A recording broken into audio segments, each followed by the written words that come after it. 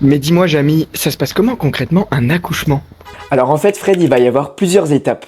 D'abord, dans les jours qui précèdent l'accouchement, il va déjà commencer à y avoir quelques petites modifications. Le col de l'utérus devient plus court et plus souple, et la future maman peut aussi commencer à ressentir des contractions, mais à cette étape, elles sont encore irrégulières et plutôt faiblement douloureuses. Ensuite, la future maman va se mettre en travail. Là, c'est vraiment le début de l'accouchement.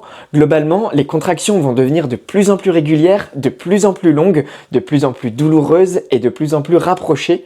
Elles vont entraîner un effacement et une dilatation du col de l'utérus, et c'est à ce stade qu'on se rend à l'hôpital selon les consignes qui ont été données par l'équipe qui a fait le suivi de la grossesse. À ce stade, les sages-femmes ou les médecins vont mesurer la dilatation du col assez régulièrement, et une fois que le col est assez ouvert, en général autour de 10 cm, on va arriver à la phase des efforts expulsifs de poussée pour faire sortir le bébé. Dans la majorité des cas, le bébé il sort avec la tête en premier, puis il faut que les épaules passent et ensuite le ventre et les jambes.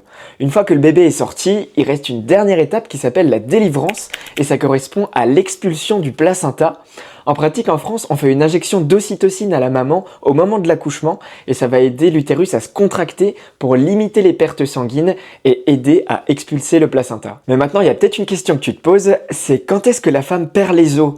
Tu sais, quand on dit qu'une femme perd les os, c'est que la poche de liquide qui entourait le fœtus s'évacue, et donc du coup, il y a un écoulement clair par le vagin. Et bien là, la vérité, c'est qu'il n'y a pas vraiment de règle. Ça peut intervenir avant le travail, pendant le travail, ou même très tard pendant l'accouchement.